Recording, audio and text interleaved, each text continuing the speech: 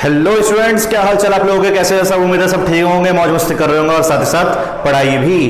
तो बच्चों देखो, ऐसा है कि ये इलेक्ट्रिसिटी का पार्ट नंबर है 14, जिसमें मैं आपको पावर के न्यूमेरिकल्स कराने वाला हूं। लेकिन इससे पहले मैंने आपको पार्ट नंबर 13 दिया था करने के लिए, वो है पावर की थ्योरी वाला बच्चों। उसमें मैंने सारे पावर के बारे में, इलेक्ट्रिकल एनर्जी कंज्यूम के बारे में, पावर के फॉर्मूले कैसे आए हैं और कितने पावर के फॉर्मूले होते हैं, वो सारे के सारे वीडियो नंबर 13 में समझाए हैं। तो जिसने वीडियो नंबर 13 ना देखे वो प्लीज जाके देख लें, क्योंकि उसके बाद आप यहाँ पे न्यूमेरिकल बड़े ही आराम से कर सकते हो, लेकिन अभी भी कर सकते हो, कोई दिक्कत नहीं है। ठीक है, तो न्यूमेरिकल के पॉइंट ऑफ व्यू से हमें फॉर्मूले बताने चाहिए। तो फॉर्मूले क्या क्या थे पावर के, वो मैं दोबारा से लिख देता हूं साइड में। तो सबसे पहले अगर न्यूमेरिकल की बात करी जाए तो न्यूमेरिकल तो आपके सामने रेडी कर रखा है मैंने, लेकिन न्यूमेरिकल करने के लिए फॉर्मूले चाहिए। तो फर्स्ट फॉर्मूला जो आप यूज करोगे वो करोगे P is equal to work upon time. P is equal to work upon time, ये है सबसे पहला फॉर्मूला पावर का। उसके बाद पावर का फॉर्मूला एक और होता है P is equal to V into I, यानी कि वोल्टेज इंटू करंट। उसके बाद तीसरा फॉर्मूला होता है बच्चों P is equal to I square into R, यानी कि current into resistance. Fourth formula होता है P is equal to V square upon R, ये होता है वोल्टेज अपॉन रेसिस्टेंस वाला फॉर्मूला। फिफ्थ फॉर्मूला होता है E is equal to P into T. इससे हम बिजली का खर्च निकालेंगे जी अपना, इससे हम क्या निकालेंगे, बिजली का खर्च निकालेंगे। तो इसके न्यूमेरिकल तो अभी लास्ट में करेंगे। फिलहाल अभी कुछ न्यूमेरिकल्स जो 5-6 न्यूमेरिकल्स करेंगे वो पावर के ही इन चारों फॉर्मूले पे बेस होंगे। तो पहला न्यूमेरिकल करते हैं स्टार्ट, बिना टाइम वेस्ट करें। तो पहला न्यूमेरिकल देखो बच्चों, ये है कि what will be the current. आपसे क्या पूछ रहे हैं, करंट। तो करंट का सिंबल क्या होता है, अगर आप इलेक्ट्रिसिटी पढ़ रहे हो तो करंट का सिंबल आपको आना चाहिए। तो करंट का सिंबल क्या होता है बच्चों, करंट का सिंबल होता है आई, यानी कि करंट निकालना है। शब्दों को पढ़ते रहो, लाइनों को पढ़ते रहो और गिवन लिखते रहो, यही सबसे बेस्ट तरीका है गिवन लिखने का। What will be the current, current हमें निकालना है। Drawn by an electric bulb, एक इलेक्ट्रिक बल्ब में कितना करंट है, ऑफ 40 वाट। तो पावर कितने दे दी, 40 वाट। इसका मतलब बल्ब की जो पावर है वो 40 वाट हमको गिवन है। उसके बाद हमको क्या बोला, when it is connected to a source of, voltage कितना दे दिया बच्चों, वोल्टेज दे दिया 220 वोल्ट। वोल्टेज कितना दे दिया, 220 वोल्ट। तो बच्चों हमें इन चारों फॉर्मूले में से कोई एक फॉर्मूला चूज करना है जो इसमें फिट बैठता है। तो आप लोग जरा देखिए और बताइए कौन सा फॉर्मूला फिट बैठता है। तो यहाँ पे V गिवन है, P गिवन है, I निकालना है। तो P गिवन है, V गिवन है, I निकालना है, इसका मतलब सेकंड फॉर्मूला बच्चों हमारा लग जाएगा। तो हमें ये भी याद रखना है कि कौन सा फॉर्मूला हमको लगाना है, क्योंकि यहाँ पे 4 तरीके के फॉर्मूले होते हैं पावर के। तो P is equal to V into I बच्चों हम फॉर्मूला यूज करेंगे। P कितना दे रखा है, P हमारे पास 40 है तो यहाँ पे 40 आ जाएगा। V कितना है बच्चों, हमारे पास वोल्टेज 220 है तो यहाँ पे 220 आ जाएगा। और करंट कितना है, करंट हमको निकालना है तो यहाँ पे I लिख देंगे। अब हमें करंट के टर्म्स में फॉर्मूला बनाना है, तो करंट के साथ तो यहाँ पे नंबर है, तो नंबर को नंबर के पास भेज दो। तो जो भी नंबर मल्टीप्लाई में होता है वो डिवाइड होने के लिए कहां चले जाता है, नीचे। तो 220 चले जाएगा नीचे डिवाइड होने के लिए। तो यहाँ पर ये जब नीचे डिवाइड होने के लिए जाएगा, 40 के नीचे डिवाइड होने के लिए जाएगा, तो करंट का फॉर्मूला बन जाएगा यहाँ पे 40 अपॉन 220। तो जैसा कि आप जानते हो 0 से 0 कट जाएगा और ये 2 के टेबल से कट जाएगा, तो 2 2 जा 4, 2 11 जा कट जाएगा बच्चों। ये इसको जब और डिवाइड करेंगे तो क्या आएगा, 2 अपॉन 11 को डिवाइड करेंगे तो क्या आएगा, 2 अंदर आएगा 11 बाहर आएगा। 0.11 जा करेंगे तो ये 9 आ जाएगा। उसके बाद दोबारा 0 बढ़ाएंगे तो 8 आ जाएगा, 88 जा चले जाएगा। बस इतना काफी है, इतना काफी होता है। तो यहाँ पे आप लिख सकते हो 0.18 एम्पियर। कितना लिख सकते हो, 0.18 एम्पियर। तो करंट हमने कितना निकाल दिया, 0.18 एम्पियर निकाल दिया। तो इस तरीके से बच्चों करने हैं न्यूमेरिकल्स। एक बार देख लेते हैं, ये कुछ स्क्रीन से कट ना जाए, बस बिल्कुल सही है, कुछ नहीं कटा है। तो आया आपको समझ में, कोई दिक्कत तो नहीं है ना। अगला क्वेश्चन बच्चों बहुत बार पेपर में आ चुका है। अगला क्वेश्चन ये है कि इन चारों ऑप्शन में से, ऑप्शन वाला क्वेश्चन है एनसीईआरटी का, इन चारों ऑप्शन में से कौन सा ऑप्शन पावर का गलत है, मतलब कौन सा फॉर्मूला पावर का नहीं है। तो which of the following does not represent the electric power, I square into R. क्या पावर का formula I square into R होता है भाई, ठीक है। आई आर स्क्वायर, आर के ऊपर कोई स्क्वायर नहीं है बच्चों, देखो आर है, आर है, आर के ऊपर कोई स्क्वायर नहीं है। वी इंटू आई भी होता है, वी स्क्वायर अपॉन आर भी होता है, लेकिन ये सेकंड वाला फॉर्मूला नहीं होता है। तो ये हमने टिक मार दिया और हमें 1 मार्क्स मिल गए। तो कभी कभी ऑप्शन में ये 1 मार्क्स में आ जाता है। तो क्लियर हो गया आपको, कोई दिक्कत तो नहीं है। अगला क्वेश्चन करें ट्राई, जल्दी जल्दी आप इसे नोट करिए। फिर क्वेश्चन नंबर 3 करते हैं बच्चों ट्राई, क्वेश्चन नंबर 3। ओके बच्चों, तो ये रहा हमारा क्वेश्चन नंबर 3। माय फेवरेट, ठीक है। ये जब भी मैं माय फेवरेट बोलता हूं तो कुछ ना कुछ लॉजिक जरूर होता है क्वेश्चन में, और लॉजिकल क्वेश्चन हमको बहुत पसंद है, ठीक है। तो आपको भी पसंद होना चाहिए, ऐसा नहीं है। तो इस क्वेश्चन में क्या क्या खास बात है जो हम लोगों को मालूम होनी चाहिए। इस क्वेश्चन में खास बात यह है कि इसमें दो केस दे रखे हैं बच्चों, असल में दो केस। ये ओम्स लॉ के ऊपर भी ऐसे क्वेश्चंस मैंने करा रखे हैं और अभी भी कोई क्वेश्चन करा रहा हूं ऐसे वाले, ठीक है। तो ये याद रखना। क्वेश्चन है an electric bulb is rated 220 volt and 100 वाट। एक इलेक्ट्रिक बल्ब है जिसके अंदर वोल्टेज हम 220 वोल्ट का देते हैं और पावर कितनी है 100 वाट। पावर कितनी है 100 वाट। तो यहाँ पे मेरे पास एक प्यारा सा सुंदर सा बल्ब हो गया, प्यारा सा एकदम सुंदर सा। तो ये पॉजिटिव और ये नेगेटिव से जुड़ा हुआ होगा, जिसमें हम वोल्टेज कितना दे रहे हैं 220 वाट, और उसकी पावर कितनी प्रोड्यूस हो रही है, उसकी पावर कितनी प्रोड्यूस हो रही है 100 वाट उसकी पावर प्रोड्यूस हो रही है। ये गिवन में लिख रहा हूं, ठीक है। डायग्राम बनाने से गिवन भाई हम तो ऐसे लिखते हैं गिवन। तो ये 220 वोल्ट दे रहे हैं और 100 वाट पावर है जी। लेकिन उसने बोला when it is operated on 110 volt, इसका मतलब इसी बल्ब को अगर मैं वोल्टेज कितना दूं, इसी को अगर 110 वोल्टेज दिया जाए तो पावर कितनी प्रोड्यूस होगी।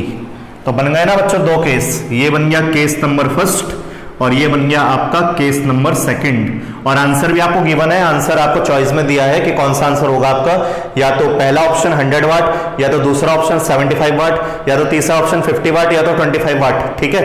तो ये दो केस आपको समझ में आए। दोबारा समझाता हूं क्वेश्चन में क्या बोला है। क्वेश्चन में कि एक आपके पास बल्ब है, उस बल्ब में जब 220 वोल्टेज दे रहे हैं तो 100 वाट आ रहा है, और जब 110 वोल्टेज देंगे तो पावर कितनी होगी।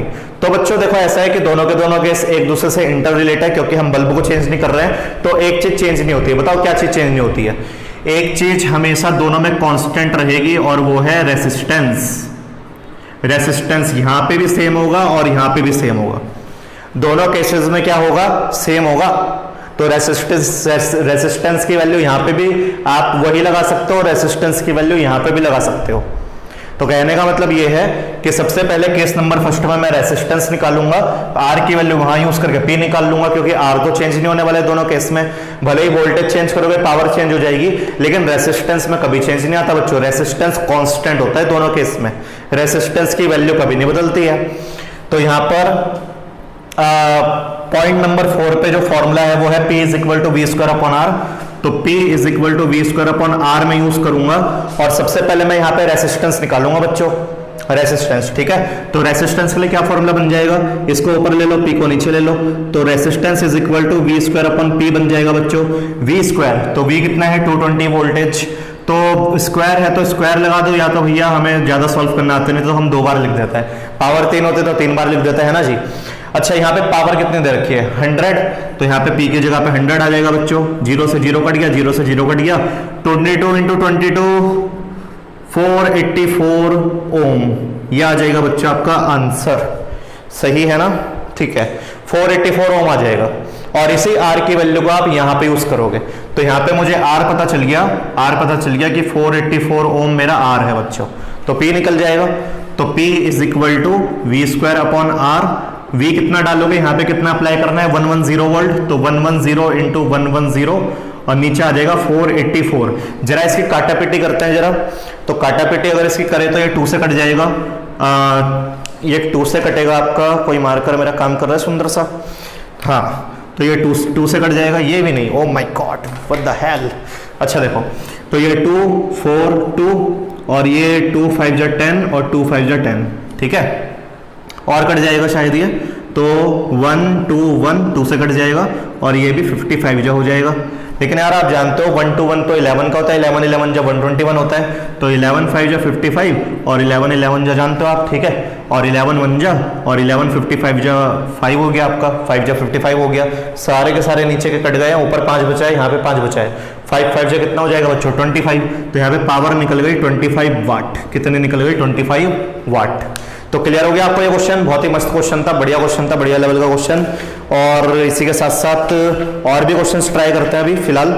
जल्दी जल्दी से नोट करिए, फिर और क्वेश्चन ट्राई करते हैं। जल्दी जल्दी से नोट करिए बच्चों। ओके बच्चों, तो ये है क्वेश्चन नंबर 4, सीबीएसई का फेवरेट, बहुत बार सीबीएसई में पूछा गया है। तो सीबीएसई वाले बच्चे इसको अच्छे से करें, और एनसीईआरटी का भी है तो अच्छा क्वेश्चन है बच्चों, ठीक है। तो एक एक लाइन को पढ़ते हैं और चीजों को करते हैं। सबसे पहले बोला है 2 लैंप्स, 1 रेटेड 100 वाट, 220 वोल्ट। एक लैंप है जो पावर दे रहा है 100 वाट की, उसमें 220 वोल्टेज कनेक्ट करा गया है। दूसरा लैंप है जो 60 वाट की पावर दे रहा है, वो भी 220 से कनेक्ट है, और दोनों को पैरेलल कनेक्शन दिया गया है और पावर सप्लाई सेम है। तो कहने का मतलब ये है कि यहाँ पे मेरे पास पैरेलल में कनेक्ट है। पैरेलल में लैंप कैसे कनेक्ट होता है?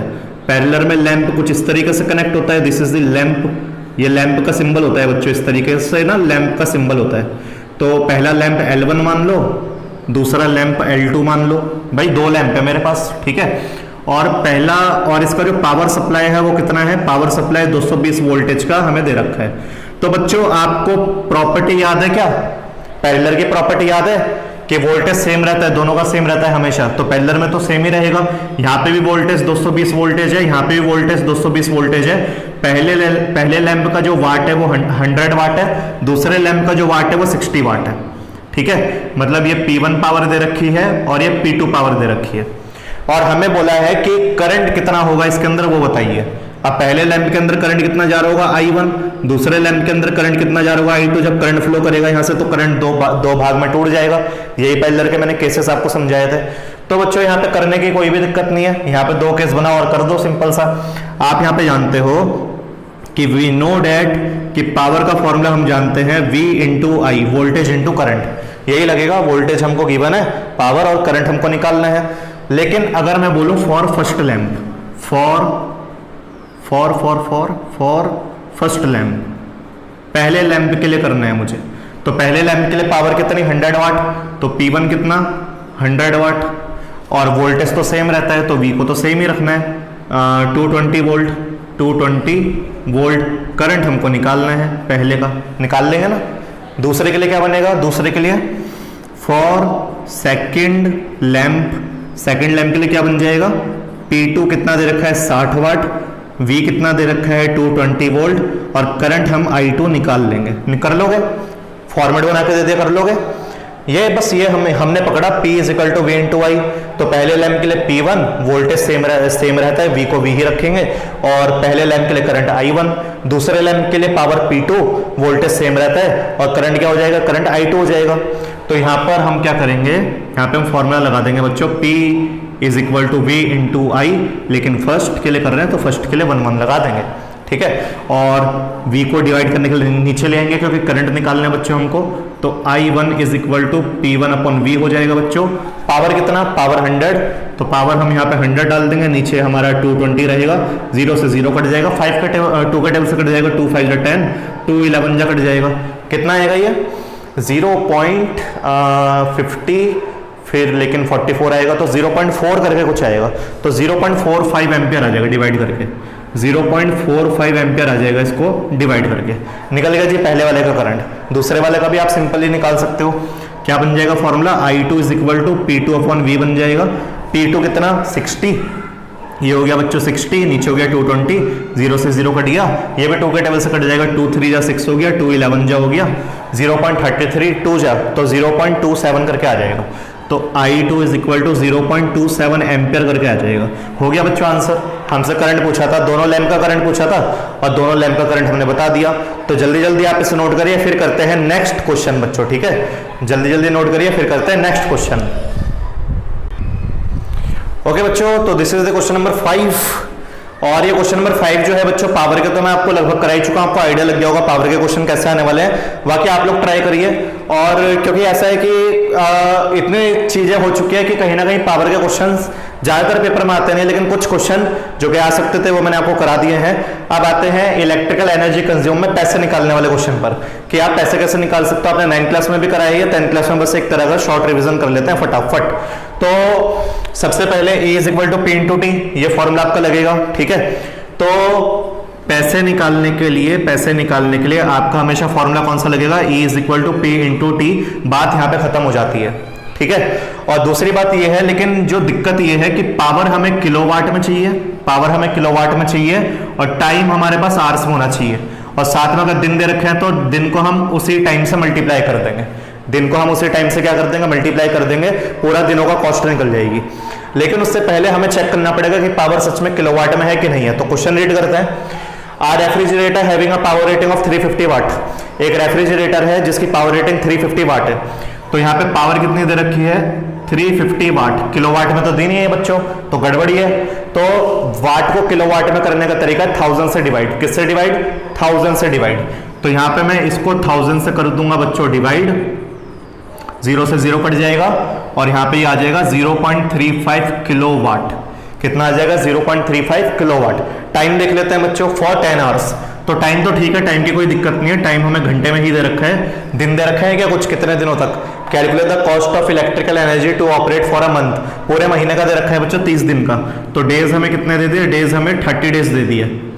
और एक घंटे में कितनी बिजली फूक रही है, एक घंटे में जो पैसे लग रहे हैं वो पैसे लग रहे हैं बच्चों हमारे 3 रुपए 40 पैसे, 3 रुपए 40 पैसे। तो ये सारा डेटा हमको गिवन है।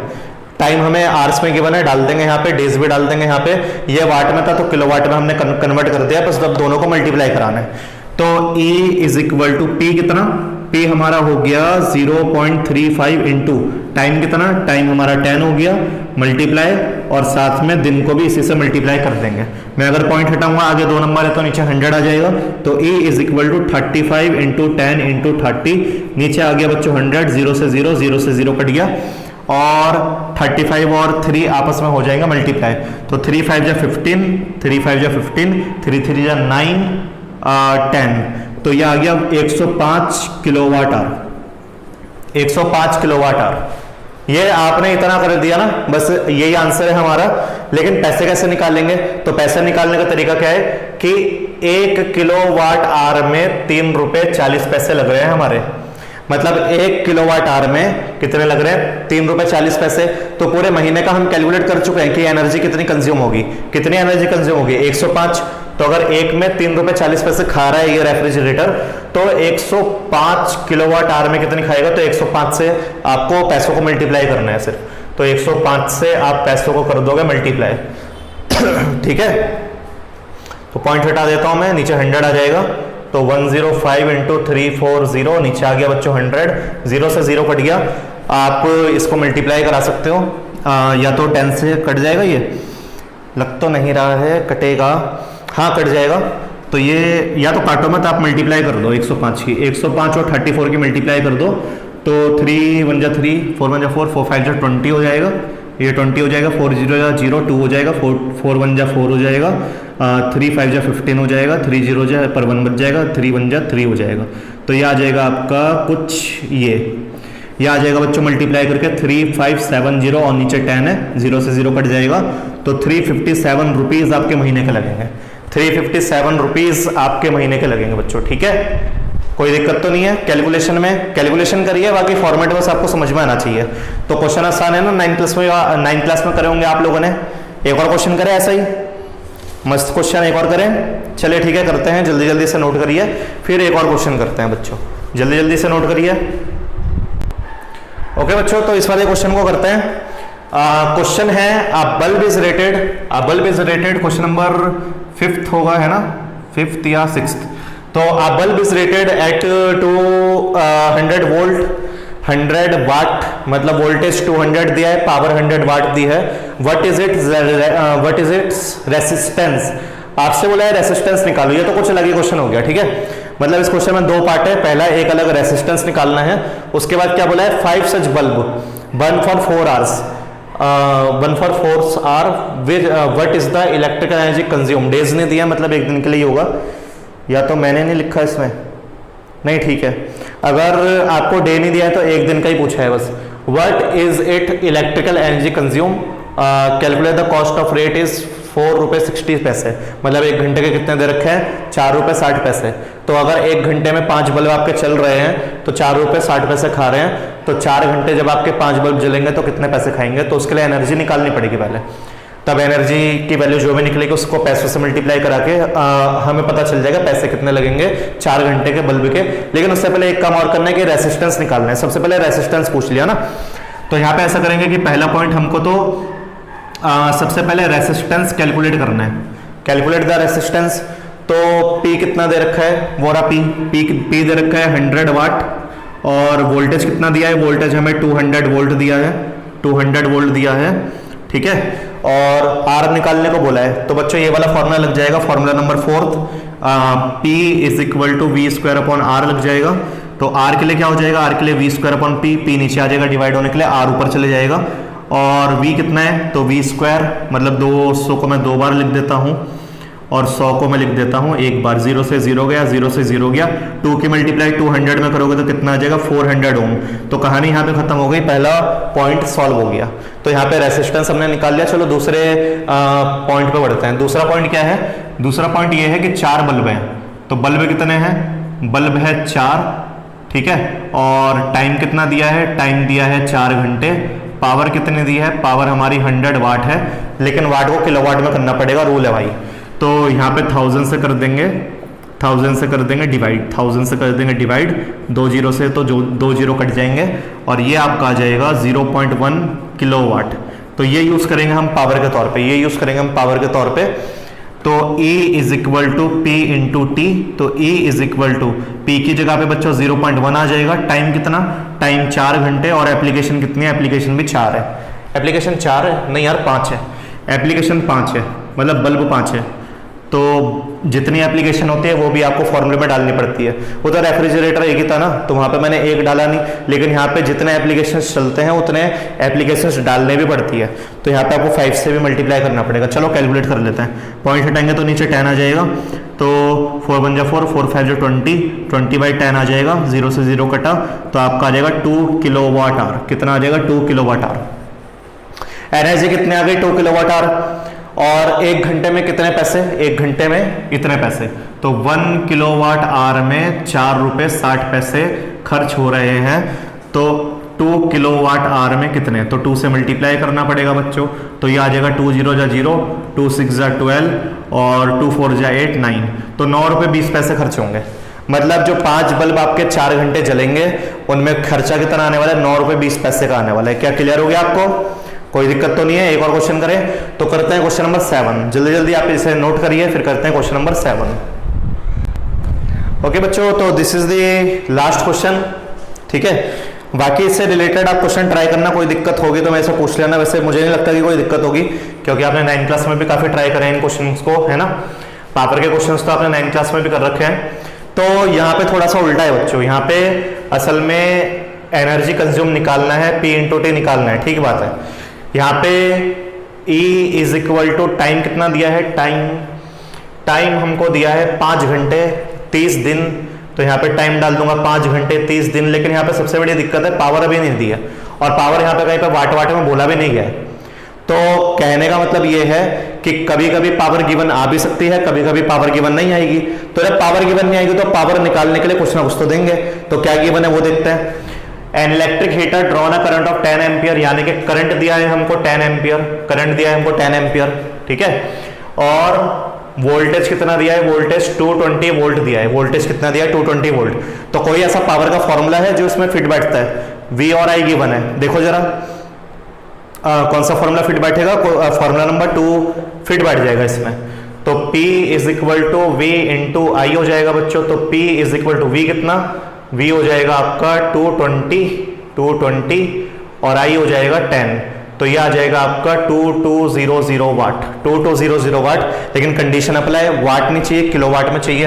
तो 1000 से करना पड़ेगा इसको डिवाइड, तो 2200 और नीचे आ जाएगा 1000, 0 से 0 गया, 0 से 0 गया, और 2.2 किलोवाट आ जाएगा बच्चों। 10 से एक डेसिमल प्लेस यहाँ पे आ जाएगा, तो 2.2 किलोवाट आ जाएगा।